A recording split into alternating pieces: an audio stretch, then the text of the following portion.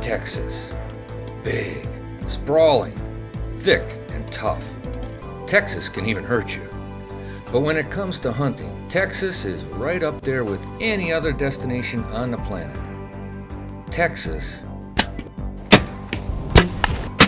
is hunting excitement.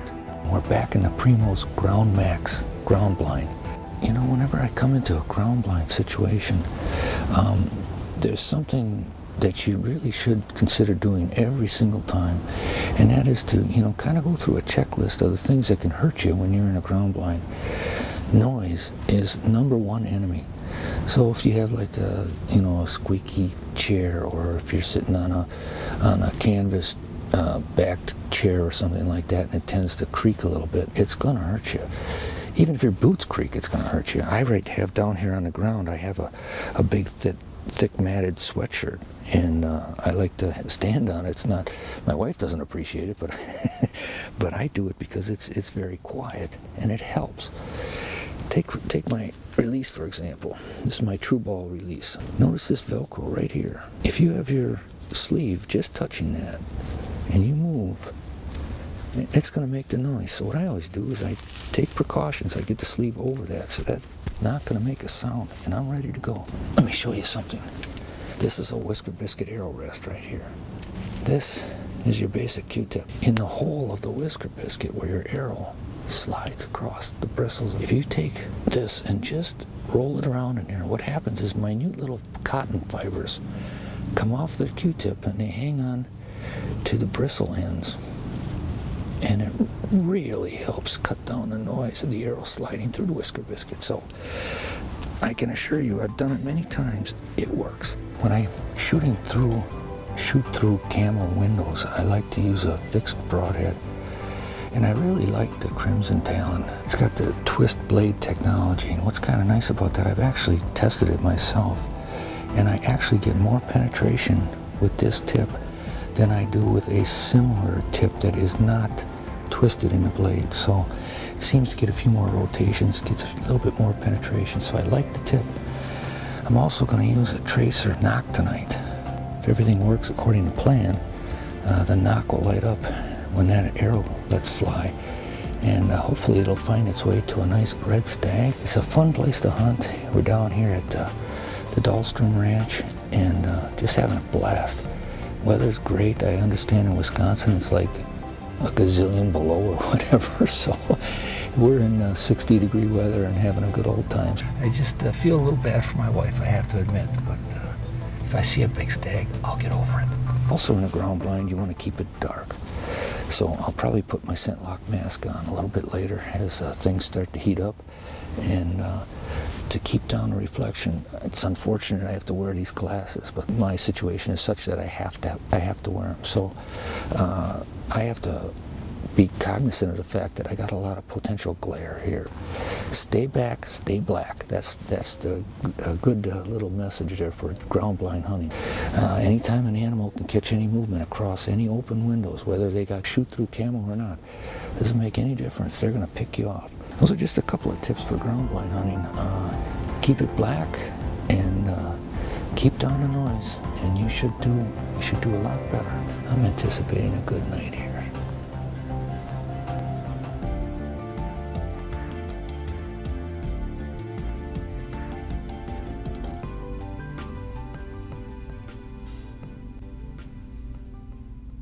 Back in that thick stuff, there's a group of stags.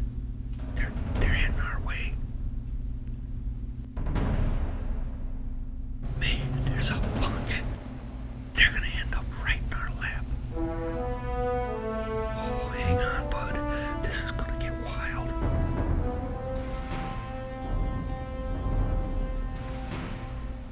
They're coming in one right after another.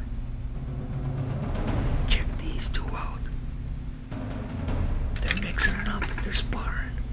This is awesome.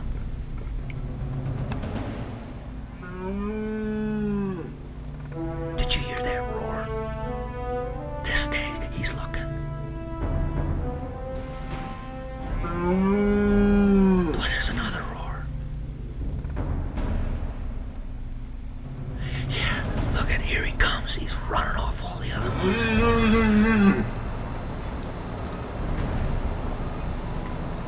Look at that. He is definitely the man, the dominant stag. He's the one. He's gonna swing in right behind us. He's gonna come behind us.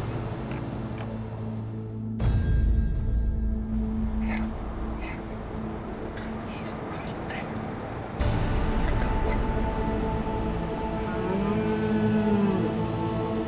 He's roaring at that other stag. He doesn't like it.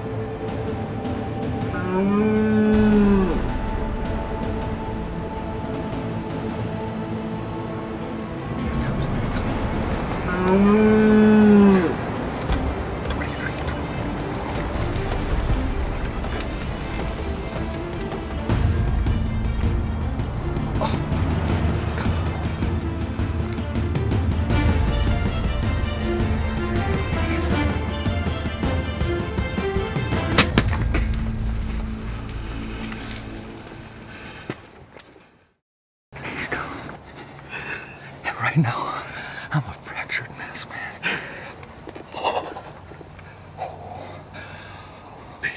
Big red stag on the ground. Out of a ground blind.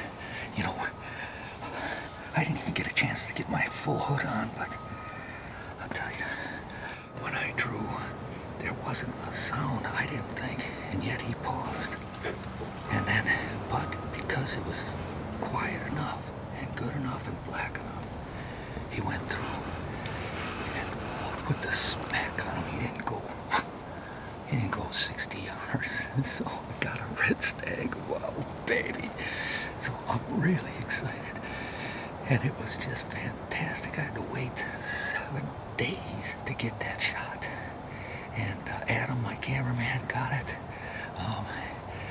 It couldn't be any better, but if I can settle down a little bit and go back to how important it is to be quiet and motionless in these ground blinds, it can work, but you have to work.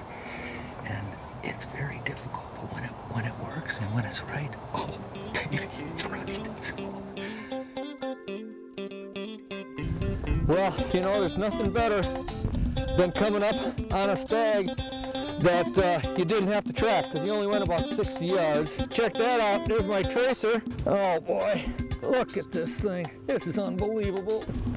Oh man. Oh boy. Another just fantastic specimen. Good brows. Nice and thick bases I can't get my hands around. He's good up here. He's got some nice threes on the top. And he's beautiful. And this was the one I wanted. I saw him multiple times, and I finally got a chance at him. And I put the whip on him. I'm kind of anxious to get him turned over to see this shot, because he didn't go, like I say, I don't know, 60, 70 yards maybe. And it was really exciting. This is just unbelievable. This is the first one in '09. Oh, my 45th bow season. And this is #1. My group, Tommy, Willie. Congratulations. Thanks, nice shot. Holy mackerel. Yo, thank you guys. Congratulations. Thank you. And my guy, Clint. Thanks, man. Nice stag, bro. He's got one busted off here a little bit, but I know a guy who can fix that. Little bit of a trash time missing, but he's got great morale tines. Best tines are great. Yeah. Trezes come up real good. Good 3 crowns. Oh, I'll tell you, I can't even hardly take this, Tom. See if you can put your hand around there, around those bases. Can you get it around? Ah, good. That's something good. #1 in '09, boys. Again, I got to thank my buddies at the Dahlstrom Ranch, and we've had not only fantastic food, fun, but we got the big boy on the ground. And that tops it all off. So thank you very much. Thank you, Lord, for the good things you do for me. Thank you. So, thanks again, guys. Yeah, you bet.